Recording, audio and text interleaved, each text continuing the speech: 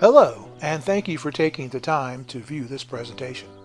My name is Mike Strong, and I am a physical security design engineer with Trucis. This is the first in a series of physical security design tips that we hope will enhance the security design of your projects and help you deliver more value to your clients. So, what's our first tip? Specify imager pixel density and lens focal length to match the operational requirements for each camera.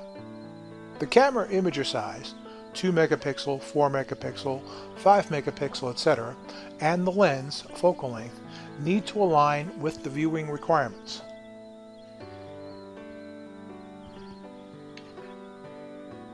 There are two project areas that could be impacted if this is not observed.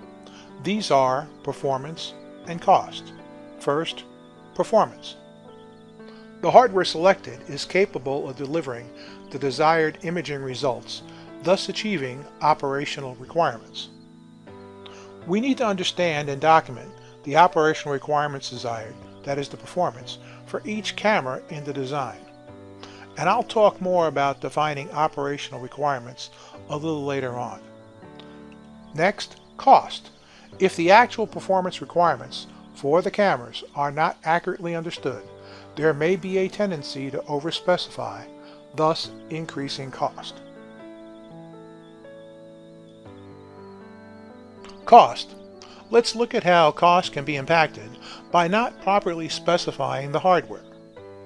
As an example, the difference in cost between a 2 megapixel dome camera and a 5 megapixel dome camera is in the range of $150.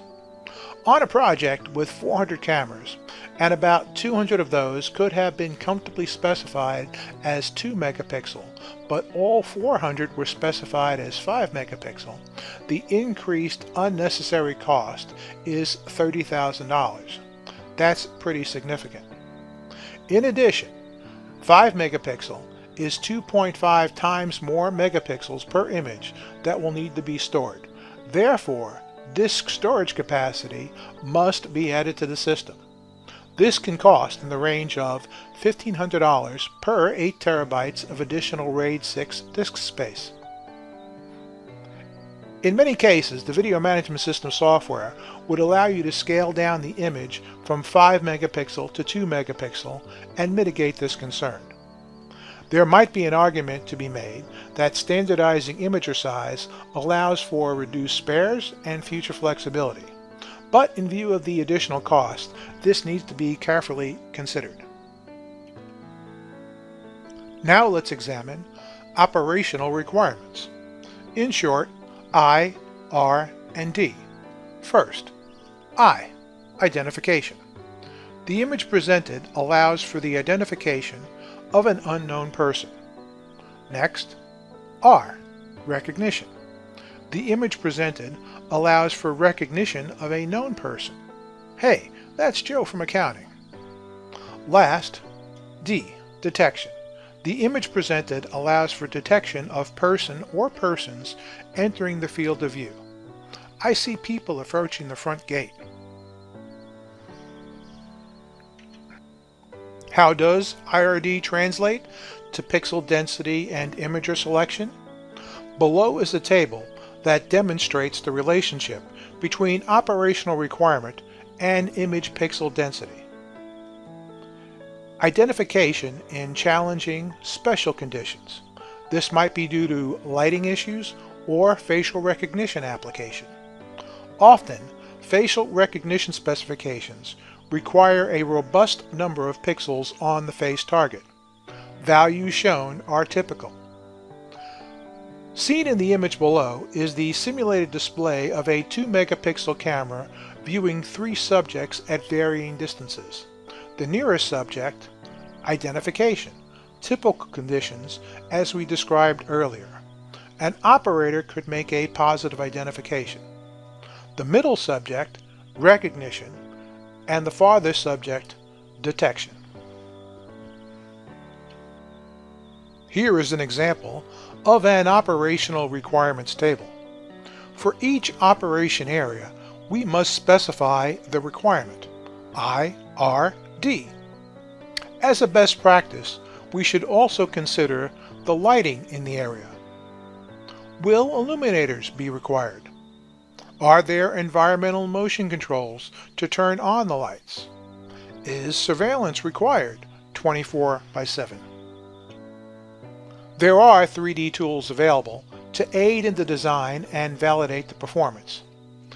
In these examples, I use SketchUp as my 3D drawing tool and have installed the Axis camera extension. This functionality is also available in the Axis Revit families. In the first example, the 2 megapixel camera has its properties set to show the shaded field of view area in which we have a density of 39 pixels per foot. This extends out to approximately 66 foot 8 inches. Below is shown the simulated image, and then to the left an example of the image quality seen if we were to digitally zoom on the head of the subject. The second example shows the same camera with its properties set to display the field of view at 76 pixels per foot. This extends out to 34 feet. Then down below and to the right, an example of image quality at this pixel density. We covered why it's a good idea to align each camera selection with its operational requirement because of the impact to performance and cost. We discussed the development of operational requirements. Last, we previewed how to use 3D tools to aid and validate the design. For more information, watch for our next video, Physical Security Design Tip 2, using 3D design tools. I'll do a deeper dive into using Revit and SketchUp. Please also feel free to contact me, Mike Strong. From all of us here at TrueSys, thank you for your time and have a great day.